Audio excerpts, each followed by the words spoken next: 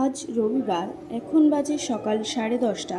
Berachampa Haroa road হাজি petrol পাম্পের কাছে অবস্থিত নেত্রজ্যোতি আই কেয়ার হসপিটালে রোগী দেখা শুরু হয়ে গেছে।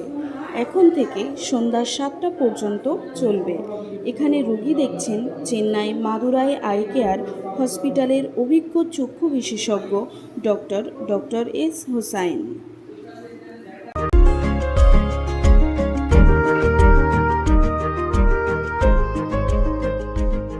আনন্দ সংবাদ, চিকিৎসার সংবাদ। সম্পূর্ণ বিনামূল্যে চক্ষু পরীক্ষার শিবির এখন আপনাদের এলাকায়।